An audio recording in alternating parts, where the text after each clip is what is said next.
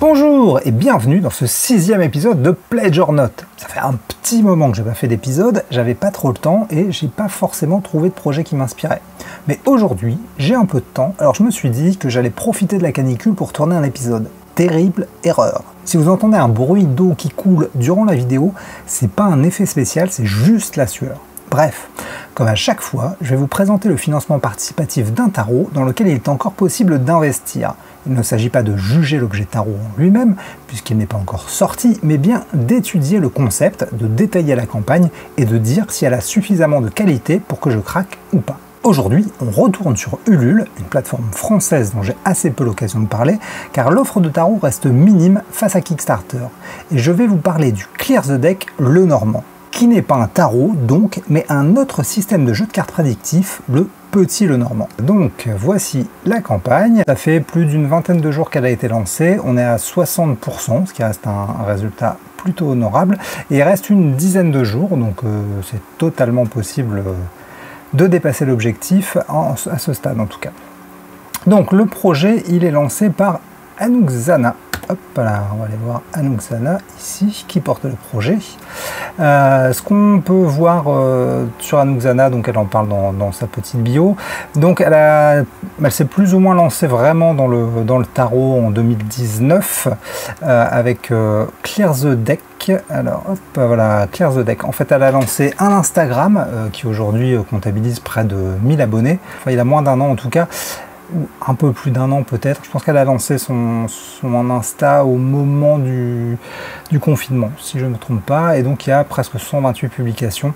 Donc c'est un Insta qui est assez prolifique et c'est du contenu qui est globalement de qualité quand même. Elle ne se contente pas de mettre des trucs trop simples.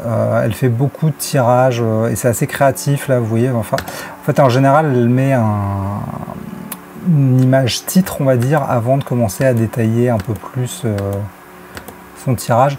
Donc globalement, ouais, c'est du contenu de qualité sur l'Insta. Donc elle a développé cet Insta sur le tarot et elle a aussi développé une chaîne, c'est ça, une chaîne Twitch qui comptabilise 200 followers aussi, ce qui est quand même pas mal sur Twitch. Et donc c'est deux médias qui sont quand même très actifs. Donc ça fait quelques années qu'elle est très active sur le tarot. Elle a su bien se faire une petite place dans la communauté en France en tout cas. Et avant ça, elle était surtout connue en tant qu'illustratrice. En fait, elle faisait du fanzina. Ça fait plus de 10 ans qu'elle fait du fanzina. Donc notamment on peut voir hop, sur son petit site, donc elle a un petit site où elle répercute un peu tous ses projets, et si on va sur sa page Facebook, bim, donc si on va sur sa page Facebook, on peut voir un petit peu ses créations, son style graphique. Elle avait fait toute une série qui était très sympa sur les femmes importantes en fait, dans un style très réaliste en fait, où elle reproduisait du coup les visages de ces femmes. Elle avait fait un truc sur les champignons qui était sympa aussi. Donc voilà, une illustratrice depuis donc ouais, 15-20 ans déjà, qui a des styles, qui peut faire varier son style en fait selon les besoins. Parce qu'on peut voir que là, ce style un peu, pas forcément réaliste, mais qui est assez fouillé et pas le même qu'elle utilise pour son jeu en fait. Ah, voilà, ce croc, j'adore. Voilà, donc une illustratrice plutôt prolifique, une tarologue plutôt prolifique aussi, donc c'est quelqu'un qui est très implanté dans pas mal de communautés, qui est très active, et donc là qui nous présente un projet qui a l'air de lui tenir vraiment à cœur, hein. On voit qu'elle s'est pas mal investie, c'est vraiment du projet passion. Donc le petit bémol à ce niveau-là que je vais avoir, c'est que c'est son premier projet. Bah, du coup, on n'a pas de garantie de si elle est capable de le mener à bout en fait. C'est-à-dire que si elle avait déjà accompli un projet, on saurait qu'elle sait faire. Là, on ne sait pas. Bon, ça ne veut pas dire qu'elle n'arrivera pas à aller au bout, hein. La majorité des projets de crowdfunding vont jusqu'au bout, hein. C'est quand même assez rare que le projet se plante, mais voilà, là le risque est, on va pas dire plus grand, mais en tout cas, on contrôle moins le risque à ce niveau, puisque c'est la première fois qu'elle se lance de ce type de projet, donc on n'a pas de visibilité, nous, sur ces capacités-là à l'accomplir. Voilà, donc au niveau de la petite vidéo, si vous êtes habitué, vous savez que je suis un grand fanat des vidéos. Pour moi, c'est obligatoire. On ne fait pas un crowdfunding sans une vidéo. C'est un peu la base, c'est la politesse élémentaire, hein, quelque part. Donc, elle a fait une petite vidéo. Hop.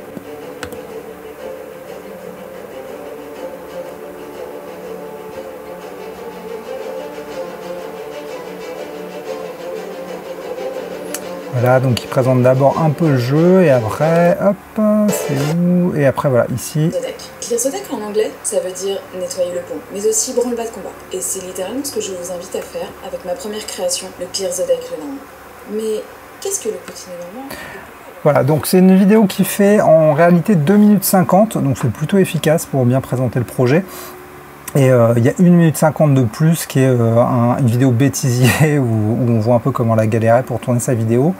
Alors la vidéo est plutôt pas mal, bon on sent que c'est pas professionnel, hein, là ça a l'air d'être tourné à la webcam, en tout cas bon, voilà, l'image n'est pas complètement pro. Même ici, ça bouge pas mal. Mais il y a une vraie volonté de créer une ambiance, il y a une vraie prise de risque, parce que franchement, c'est compliqué de se mettre tout seul face à une vidéo pour tourner quelque chose comme ça, surtout quand c'est un projet très personnel.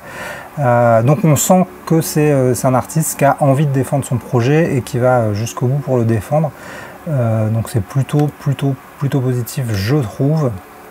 Et bon, le petit bêtisier est marrant, ça permet d'être un peu en empathie, de voir comment la galérait, parce que je suis assez bien placé pour savoir que c'est pas évident de faire des vidéos, honnêtement. Et c'est aussi pour ça qu'il y en a plein qui font pas cet effort, en fait, hein, sous le prétexte de je peux pas fournir une vidéo de qualité. Il y a surtout l'idée de j'ai pas envie de fournir une vidéo parce que c'est compliqué, parce que c'est un risque personnel. Parce que se montrer devant une caméra comme ça, c'est se dévoiler et c'est compliqué. Donc là, voilà, une vidéo plutôt efficace. Comme je disais, c'est pas pro, mais en tout cas, c'est suffisamment carré pour donner envie d'en savoir plus. Donc le montant visé, c'est 6 000 €. Alors là, moi, je tique un peu. Je trouve que c'est quand même un gros objectif pour un jeu de cartes. Après, c'est pas non plus un domaine dans lequel je me connais à fond au niveau des tarifs. Faut noter qu'elle précise bien qu'elle va le faire imprimer en France. En France, il n'y a pas énormément d'imprimeries pour faire des cartes, donc forcément ça limite les études comparatives et donc les baisses possibles de prix. Le papier a augmenté avec la pénurie, donc oui, il y a pas mal de choses qui peuvent justifier ce tarif, mais ça me semble un objectif élevé, même si oui, faut insister sur le fait que, le dit bien, sera 500 exemplaires numérotés, c'est-à-dire que c'est une petite édition et voilà, plus l'édition elle est petite, moins on a de levier pour négocier les prix, donc plus le prix de production est cher, quoi. Hein, évidemment. Au niveau du descriptif du projet, il est franchement très clair, c'est vachement bien présenté. Donc déjà, elle nous explique pourquoi elle s'est lancée dans ce projet-là, hein. Ensuite, elle nous explique un peu ce que c'est qu'un petit Lenormand, parce que comme je vous le disais, c'est pas un tarot, c'est un système de tirage de cartes qui existait donc 18e, 19e, nous explique-t-elle. Proche du tarot dans l'idée, mais pas dans la conception. Déjà, il y a moins de cartes, par exemple. Et ensuite, elle nous explique un peu au niveau de la piraterie, l'univers de la piraterie. Donc c'est bien, elle détaille vraiment bien ces différentes facettes du jeu, et elle détaille aussi un peu comment elle arrive à les assembler, quoi. Au niveau des caractéristiques, elle précise bien un peu les engagements qu'elle a fait par rapport à ce jeu, notamment qu'elle veut au maximum inclusif. C'est vrai qu'en changeant un peu les concepts des cartes, ça a pu lui permettre de faire des thématiques plus neutres, donc qui peuvent parler à plus de monde. Là, on peut voir l'intégralité du jeu, vous pouvez voir au niveau du style et de l'ambiance. Donc voilà. Ensuite, donc le descriptif technique. Le petit camembert qui va bien pour vous expliquer un peu pourquoi vous payez. Vous noterez que dans ce camembert, il n'y a pas de rémunération de l'auteur, donc même si je tique un peu sur le budget final, en tout cas, il n'a pas l'air d'aller dans sa poche, donc c'est pas, voilà, elle fait pas ça pour l'argent. C'est vraiment une volonté de créer l'objet. Il n'y a pas de but mercantile, et j'avoue que j'aime bien, même si bon, il faut que les artistes y bouffent aussi, hein, on va pas se mentir, mais voilà, je préfère quand c'est pas l'objectif final, le bouffer. Quand c'est le plus, en plus ils ont la chance de manger, même si ça me paraît très capitaliste comme façon de dire. Mais bon, sur du crowdfunding en tout cas, on n'est pas sur des logiques productives et rémunérantes. C'est pas, on peut pas, enfin pour moi on vit pas d'un crowdfunding, c'est pas une économie qu'elle a pour ça, ou alors il faudrait qu'elle change un peu. Donc bon. je préfère quand c'est pas directement inclus dans les bénéfices, le fait que l'artiste gagne beaucoup d'argent. Voilà, bon, bref, passons. Ensuite, elle détaille un peu les différentes contreparties, donc ça on y reviendra dans un second temps. Ici, elle remet les contreparties en montrant celles qui sont plus disponibles. Je trouve ça plutôt bien, parce que c'est très clair. Les paliers, hop, on en reparlera plus tard aussi, c'est des stretch goals, hein, mais en tout cas c'est très visuel aussi. Donc voilà, et puis là, la petite présentation dont on avait déjà parlé. Donc voilà, un projet qui est quand même très clair, très bien présenté. Visuellement, vous avez toutes les informations dont vous avez besoin. Là, j'ai archi rien à redire sur la présentation parce que c'est un superbe boulot. Hein, même en termes de design, elle a gardé un peu sa charte graphique du jeu sur toute la présentation. Franchement, c'est du très beau boulot. Ensuite, les contreparties. Bon, là, vous avez tout ce qu'il vous faut, hein, parce qu'il y a pas moins de 10 contreparties. On notera qu'il y a eu un Early Bird, donc là, il n'y en a plus, mais il y avait possibilité d'avoir le jeu à 30 €. Là, maintenant, la contrepartie phare, la contrepartie à la une, c'est celle à 35 €, donc qui comprend donc le jeu qui sera numéroté en fait, hein, donc c'est une édition collector. C'est vraiment le gros pledge du crowdfunding.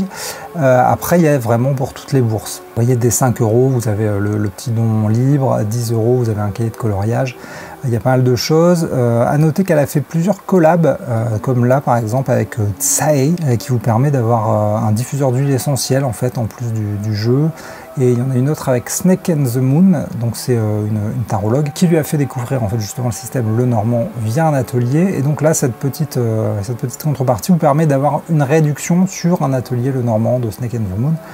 Je trouve ça assez chouette d'avoir des collabs comme ça. En plus, c'est pertinent par rapport à l'univers. Et alors voilà, ça c'est la contrepartie que j'ai envie de mettre en avant parce que c'est 80 €, qui est une somme mais qui n'est pas excessive et qui vous permet d'avoir une vraie dédicace de l'artiste. Et comme je vous disais, à la base c'est quand même une illustratrice, elle fait quand même du très beau boulot, donc ça peut vous permettre d'avoir une très belle dédicace en fait. 80 €, c'est pas voilà, c'est pas énorme en fait pour une, on va dire quasiment une commission en fait. Donc pour avoir un dessin personnalisé propre d'un artiste comme ça, 80 €, c'est rien. En fait là du coup ça va être 40 € puisque le jeu il est à 40 €. Franchement c'est rien du tout. Il y en a encore 16 à l'heure où j'écris cette vidéo. Voilà, moi c'est la contrepartie que je mets en avant. Franchement, n'hésitez pas si vous avez envie de craquer. Je pense faites-vous plaisir et ça peut être la bonne contrepartie. Vous pouvez vous faire un Jack Sparrow. Tiens, je suis sûr qu'elle serait ravie de faire des Jack Sparrow à la chaîne. En tout cas, au moins, ce serait dans l'ambiance. Pour les contreparties, il y a franchement tout ce qu'il faut. C'est plutôt clair. Elle les redécrit, je vous ai montré tout à l'heure, ici. Voilà. Vous avez vraiment toutes les informations possibles hein, par rapport aux contreparties. Donc, c'est très complet et très clair là-dessus. Une fois de plus, c'est du beau boulot. Ensuite, on va passer au stretch goal. Vous savez, ça c'est un peu ma passion aussi, les stretch goals. Alors, ils sont les petits stretch goals. Donc, à l'heure actuelle, il n'y a qu'un seul stretch goal d'annoncé, c'est à 7000 €, donc c'est 1000 € de plus que l'objectif, ce qui est plutôt un bon positionnement et qui permettrait d'avoir de la dorure sur le dos des cartes. Ça permet de donner un côté un peu prestige à l'objet, c'est plutôt un bon choix. Le petit reproche que j'aurais, alors c'est très subjectif ce que je vais dire, on est de l'ordre du conseil en crowdfunding. Moi-même, quand j'ai fait des crowdfunding, j'ai eu tendance à faire ça, c'est-à-dire à ne dévoiler les stretch goals qu'au fur et à mesure. L'idée, c'est de se dire que ça fait une animation, ça crée du désir, que les gens voudront savoir ce que seront les prochains stretch, et que ça va les motiver. Avec l'expérience maintenant, c'est-à-dire que j'ai des années en plus en crowdfunding depuis que j'ai fait les miens, je pense que c'est une fausse bonne idée. Tout simplement parce que la motivation d'atteindre le stretch le plus élevé, c'est-à-dire que si là elle dévoilait tous ces stretch et qu'à 18 000 elle mettait un truc complètement dingue que vraiment les gens aient envie d'avoir, et ben ça générerait une motivation qui, j'ai le sentiment, lui permettrait plus facilement de passer ces stretch et motiverait plus les troupes en fait.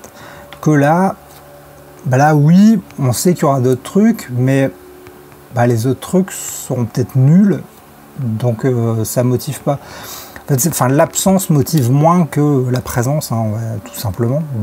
Voilà, on va le formuler comme ça. Je ne sais pas si ça vous paraît sensé. Moi, ça me paraît logique. On est plus motivé à avoir quelque chose qu'on a en ligne de mire que quelque chose qu'on ignore complètement, tout simplement. Donc là, je pense qu'elle aurait gagné à dévoiler tous ces stretches, ou en tout cas en dévoiler beaucoup plus, pour motiver plus les contributeurs. C'est aussi, pour ceux qui ont déjà participé, c'est aussi une motivation à communiquer.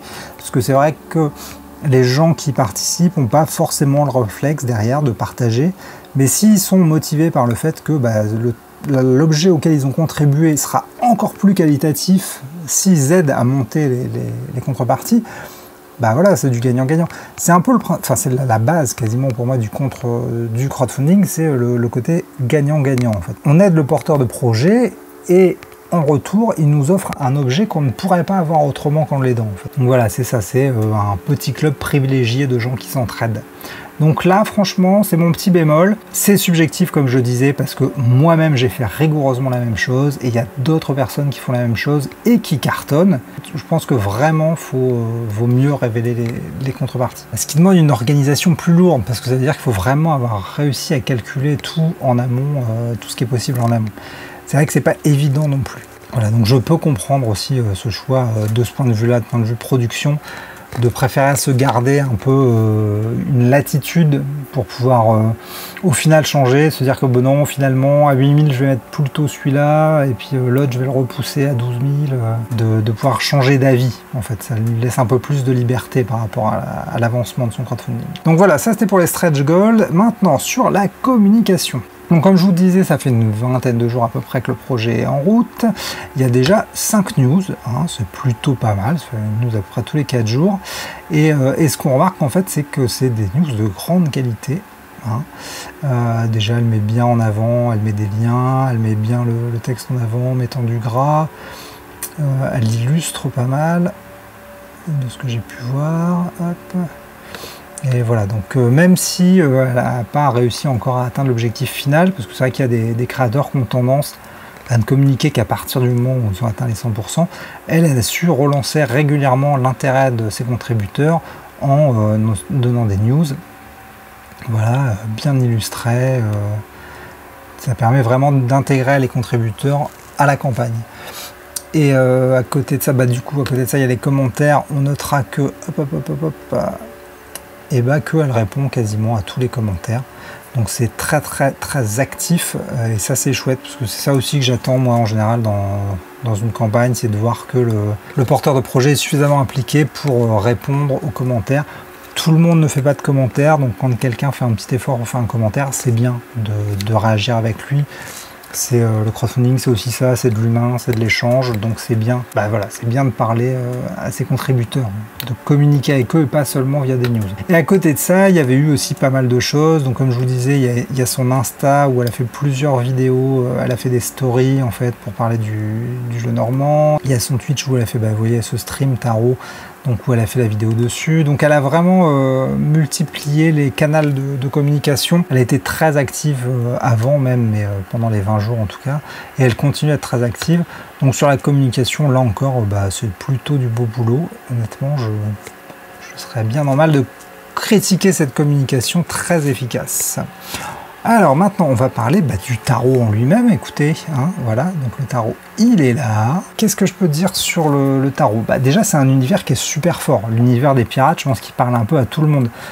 Pirates des Caraïbes, c'est un film qui a fait rêver. Et quand on dit pirates, je pense que ça fait rêver un peu tout le monde, les pirates. Hein. Les pirates, c'est le voyage, c'est les Caraïbes, c'est la liberté. Donc voilà.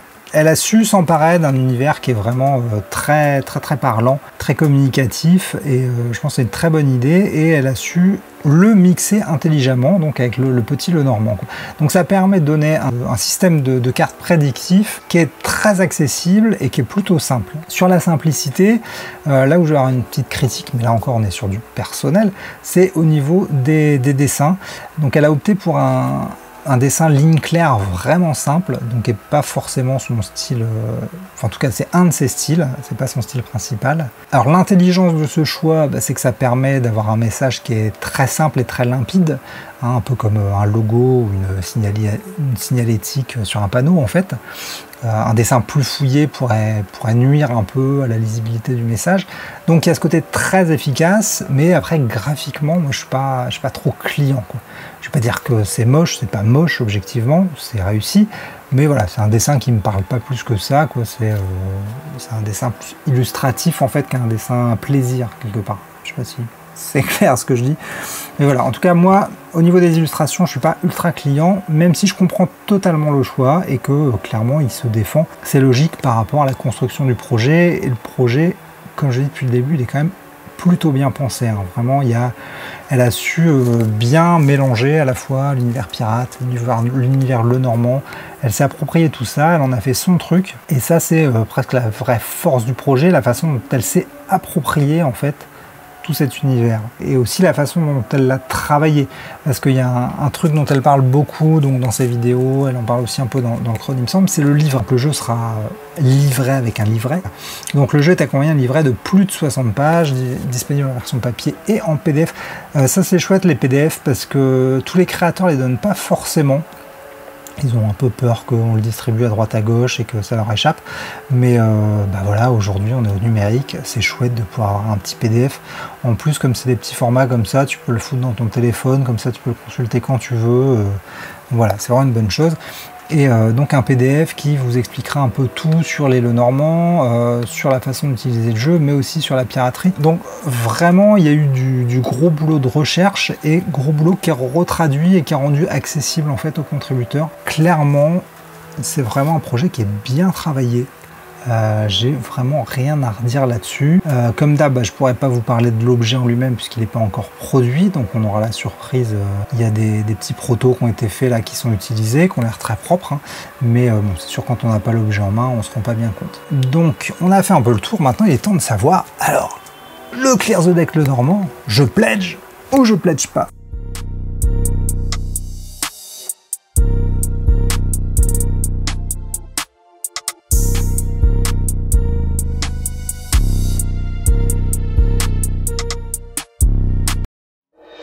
Eh ben oui, évidemment que je vais contribuer. D'ailleurs, je l'ai déjà fait.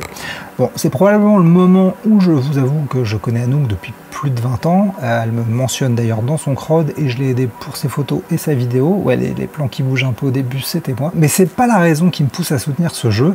En fait, la seule chose qui m'empêcherait vraiment de l'acheter, c'est que ce n'est pas un tarot. Moi, ma collection, elle se limite au tarot, tout simplement parce que j'ai pas bourse infinie, hein, donc je dois me fixer des limites, mais je fais des exceptions parfois. Je l'avais fait pour le Rosen, qui était déjà un petit Lenormand, parce que j'aime bien avoir un peu, au moins une version de tous les systèmes de cartes vraiment réputés. Donc j'ai le Etela, le petit Lenormand, le Grand Lenormand.